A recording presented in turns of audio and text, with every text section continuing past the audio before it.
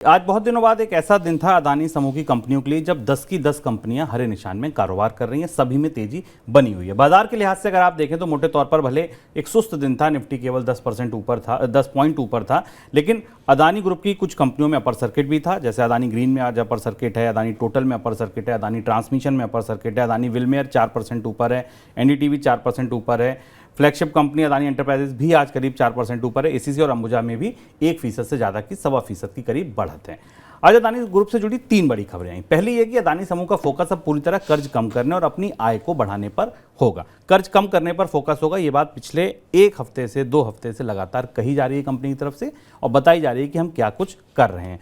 अपनी आय बढ़ाने का जो लक्ष्य रखा है वो 50%, अपनी ऑपरेटिंग अर्निंग को बढ़ाने का जो लक्ष्य रखा है वो 50% का रखा है। 50% बढ़कर ये करीब 91,000 करोड़ रुपए हो जाएगी। दूसरी खबर ये कि अदानी समूह ने अपने निवेशकों को ये जानकारी दी कि जापान और यूरोप के कई बैंकों ने समूह की कंपनियों पर भरोसा जताया है। आपको याद होगा कि 24 जनवरी को अदानी समूह पर हिंडनबर्ग की रिपोर्ट के बाद से समूह लगातार मुश्किलों में और तब से अब तक समूह की 7 कंपनियां जो लिस्टेड हैं उनकी मार्केट कैप 120 अरब डॉलर तक कम हो चुकी है। ऐसे में जब इतनी ज़्यादा ट्रस्ट का डेफिसिट है, अब अगर ऐसे में एक खबर आती है तो निश्चित तौर पर ये समूह के लिए शायद राहत की खबर मानी जा रही है बाजार के नज़रिए से और इसीलिए आज हम बाजार में कुछ तेजी देख रहे हैं। तीसरी खबर ये आई कि एचडीएफसी बैंक और एचडीएफसी के मर्जर के बाद सेंसेक्स में जो एक कंपनी की जगह खाली होगी वहाँ अदानी समूह की कंपनी अदानी एंटरप्राइजेस जगह ले सकती है। ये 3 खबरें आज समूह से जुड़ी। सर, पहली खबर, ये अदानी समूह को बार बार क्यों कहना पड़ रहा है कि बैंक भरोसा जता रहे हैं, बैंकों ने इंटरेस्ट दिखाया है कंपनी को, बार बार बैंकों की दुहाई क्यों? शुभम, अडानी समूह की जो मौजूदा दिक्कत है जिस पर हम लगातार चर्चा कर रहे हैं वो ये कि अडानी समूह को नया कर्ज कैसे मिलेगा। नया कर्ज लेने के लिए उसे लगातार अपने पुराने कर्ज प्रोफाइल को, अपने हाल में चुकाए गए कर्ज के ब्यौरे को बार बार रखना पड़ रहा है। भारतीय बैंक तो अब अडानी से को कर्ज देने से दूरी बना रहे हैं, ऐसा स्पष्ट दिखाई दे रहा है और जांच चल रही है। अंतर्राष्ट्रीय बैंकों की तरफ ही अडानी समूह की कोशिश है कि वहाँ से किसी तरह से कर्ज मिल सके। इसलिए अपने जितने रोड शो इस समूह की तरफ से किए जा रहे हैं दुनिया के अलग अलग जगहों पर, वहाँ बैंकरों को इस बात के लिए संतुष्ट करने की कोशिश की जा रही है कि चीज़ें बेहतर हैं, चीज़ें ठीक हो रही हैं और उनसे कर्ज मिल सके। पर ये सारी चीज़ें इस बात पर निर्भर करेंगी कि क्या अडानी समूह कर्ज की कोई नई किश्त, बड़ी किश्त लेकर कहीं से आता है। मौजूदा परिस्थिति में जबकि समूह की साख पर सवाल है, साख गिरी हुई है और अगले कर्ज के भुगतान को लेकर तमाम सवाल बने हुए हैं, लेकिन ये कोशिश, ये प्रयास लगातार जारी है।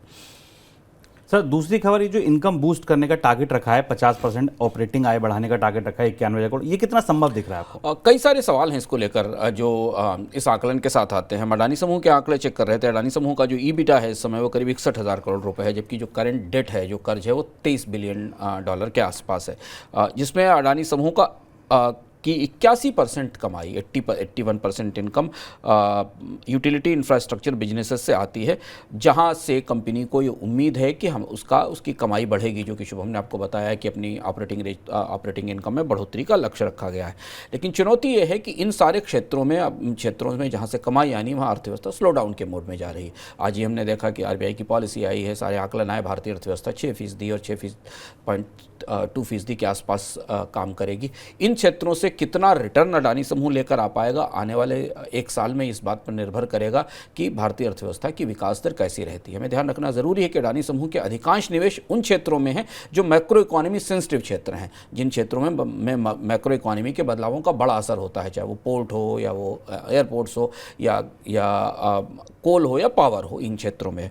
दूसरी बड़ी चीज़ जो देखने वाली बात है कि अडानी समूह के जो कर्ज की स्थिति है उसमें मौजूदा परिस्थिति में अडानी समूह का करीब 39% कर्ज, 39% का कर्ज बॉन्ड्स के जरिए आया है, 29% ऐसा कर्ज है जो इंटरनेशनल बैंक से आया है और 32% कर्ज डोमेस्टिक घरेलू बैंक और एनबीएफसी से आया है।